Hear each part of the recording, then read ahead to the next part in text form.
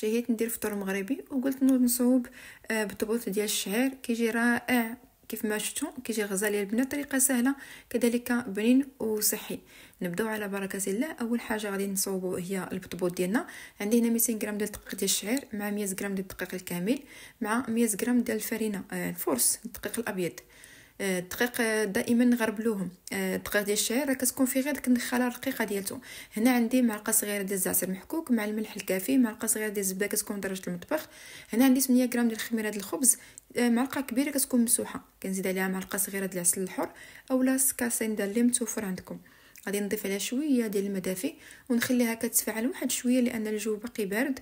وباش غادي ندوزو نعجنو، تعجنوا بيديكم الا بغيتو، ولكن بما ان الدقيق ديال الشعير كيبان يلتصق بزاف في اليدين كنفضل انني نديروه في العجانه.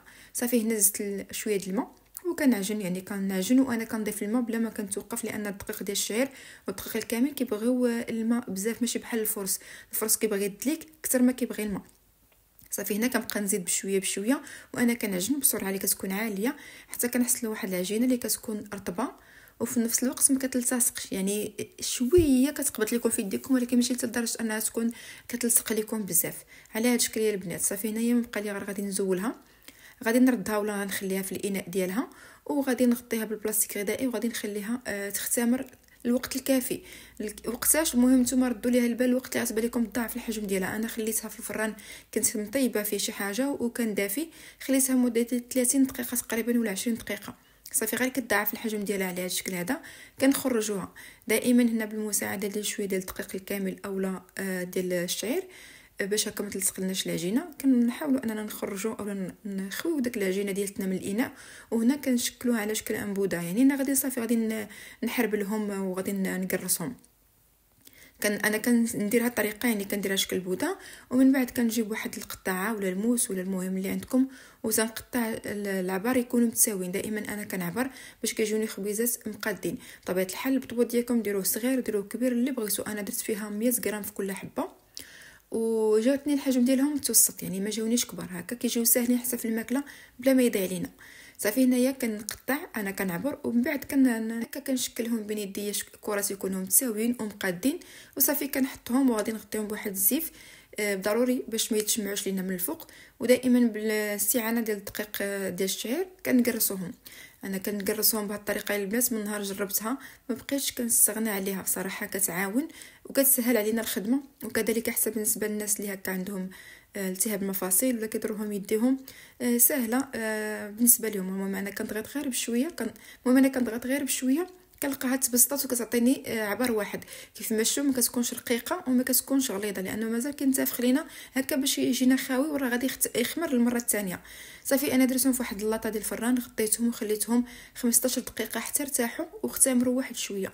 المقله ديالتنا من بعد ما كنسخنوها مزيان كندهنها بشويه ديال الزيت، غير شويه. كنجيبوا له سوباله وكنديروا قطير ديال الزيت وكنمسحوا داك المقله، غير كنمسحوها وغير المره الاولى صافي ما كنرجعوش ندهنوها.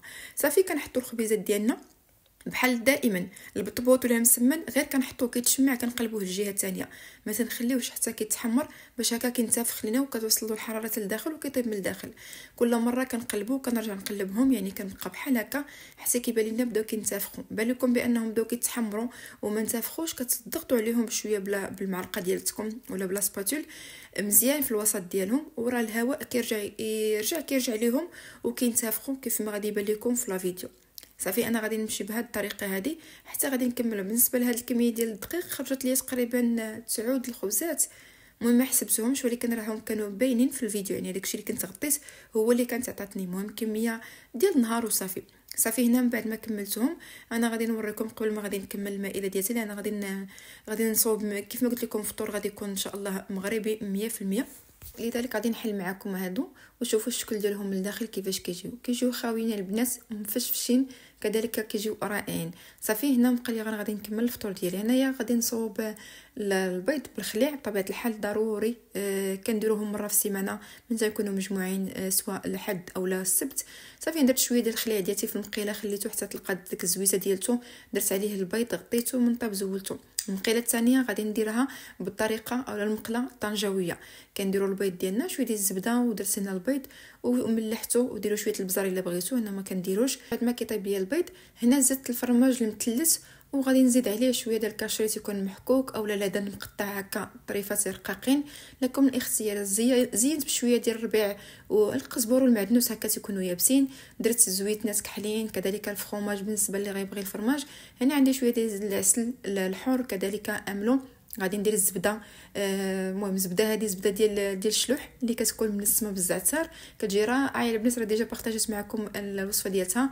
الكونفيتور بالنسبه اللي باغي الكونفيتور، وهنا عندي شويه ديال الملوي كنتوجدته حتى هو دائما تيكون عندي في المجمد. كذلك عندي حتى حريشات ديال البلبله، انا دائما حريشات البلبله تيكونوا عندي في المجمد.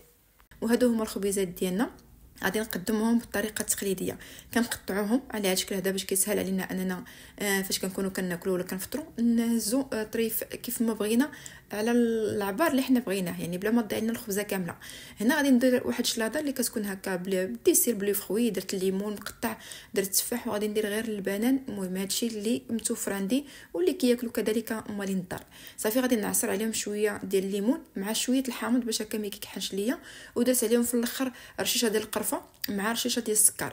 هنا عندي الزبده والعسل المذوبين، كنسقي به داك الخبيزات ديالي، وكتكون هذه هي المائده ديالتنا. دابا مبقى لي غير انني غادي نمشي ندوز باش ندريسي لا طابل ديالي وتشوفوا الشكل ديالها النهائي. كيف ما قلت لكم حنا متعودين دائما الويكاند نكونوا هكا مجموعين، دائما كنديروا مائده مغربيه هكا باش حتى الوليدات كيولفوا على الطياب ديالنا. سيمانه كامله كنجريو، كلشي خدام، كلشي مشغول، مدرسه، سير واجي، دري كياكلوا غير الحوايج اللي هما تيكونوا بالنسبه لهم هما كيعجبوهم، ساهلين ماهلين، وكذلك فيهم بزاف ديال المعجنات.